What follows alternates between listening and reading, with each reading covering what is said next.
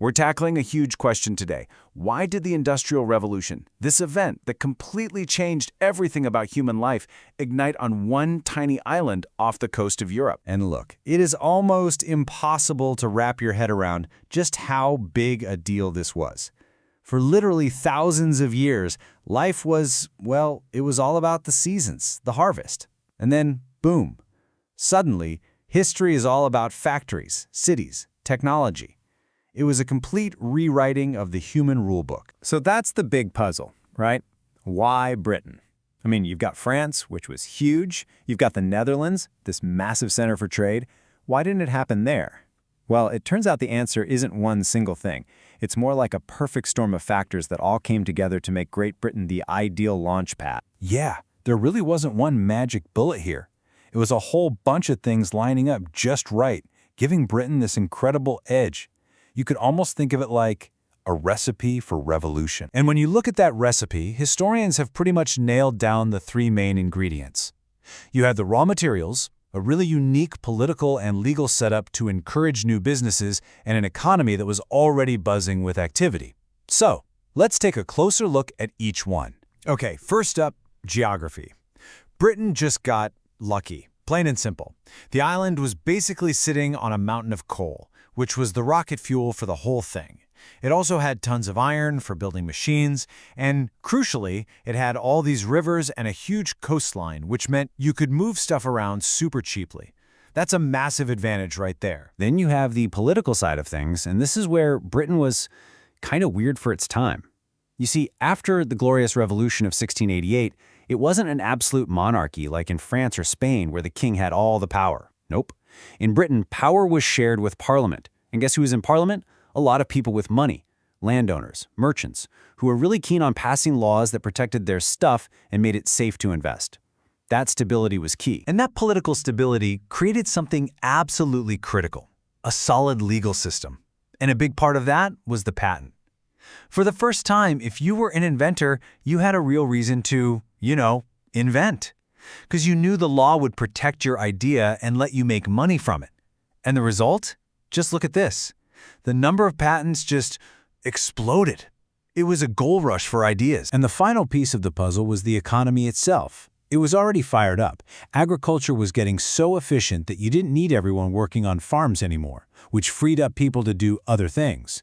Plus, you had this putting out system already in place, where work was done in people's homes. So you already had the money, the skilled workers, and, importantly, people who wanted to buy stuff. Okay, so you've got all the ingredients in the pot, just waiting. The scene is set.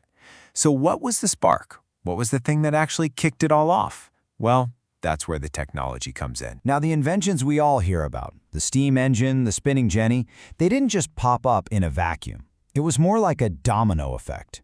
One invention would solve a problem, but in doing so, it would create a new problem or a bottleneck somewhere else. And that bottleneck would then trigger the next invention. It was this incredible self-perpetuating cycle. And believe it or not, it all started with a really simple, practical problem. Coal mines kept flooding. The deeper they dug, the more water got in. The solution was a steam engine. First new Coleman's, then the much more efficient one by James Watt. Suddenly, you could pump all that water out, get way more coal, and that coal was cheap. That cheap coal fueled better iron furnaces, and that better, cheaper iron was then used to build the incredible new machines that totally changed the textile game. See the chain reaction? But this wasn't just about technology. This changed everything about how people worked. Life went from working at your own pace, in your own home, to this, the factory. A totally different world. Loud, massive, and run by the clock. And the people behind it, guys like Matthew Boulton, who partnered with James Watt, they knew exactly what they were doing. They knew this was huge. When he told the king he had what the world needs, he wasn't kidding. They saw they were literally building the future. So it all sounds like this huge, dramatic explosion, right? A revolution that changed everything overnight. But was it? That's the story we often get, but historians have been digging into the numbers, and the reality is a little more complicated. Yeah, the popular version of the story is this sudden takeoff moment, a big bang for the economy.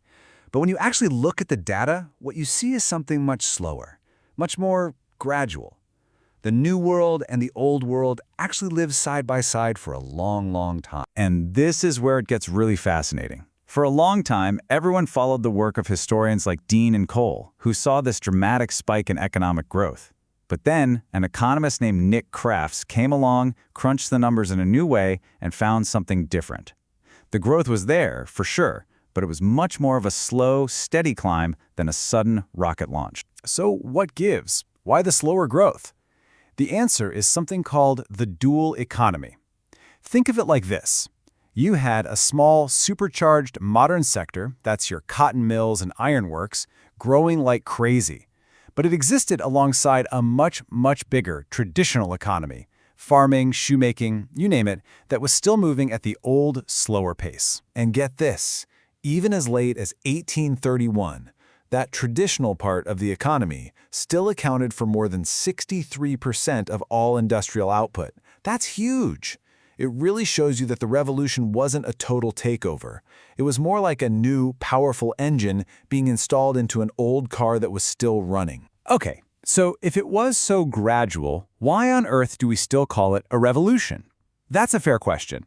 The answer is because while it might have been a slow burn at first, its long-term effects were, well, they were absolutely revolutionary. It created the very world we live in now. I mean, think about it.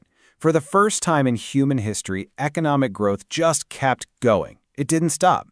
People moved to cities in massive numbers, and transportation just went into hyperdrive. A journey that took 10 days in 1750 could be done in less than a day by 1855 thanks to the railway. The country literally shrank. But all this change came at a steep human cost. And this has sparked one of the biggest debates among historians. You have the pessimists, who look at the awful working conditions, the disease, the crowded cities, and say it was a disaster for the working class. Then you have the optimists, who point to the data and say, look, in the long run, wages went up. People had more stuff, and millions escaped that back-breaking rural poverty. Both sides have a point. And the ripples of this weren't just felt in Britain, they went global. This is where we get what's called the Great Divergence. Basically, Britain and the West pulled away from the rest of the world economically. By 1860, the average person in Britain was making over 3 times more than people in the world's poorest countries. That gap, it shaped everything that came after. So in the end, the legacy is messy. There's no other way to put it. The Industrial Revolution gave us the foundations of modern life, the wealth, the technology, but it also baked in new kinds of inequality, new problems that we are still trying to solve today, which leaves us all with a really tough question to ponder. Was it all worth it?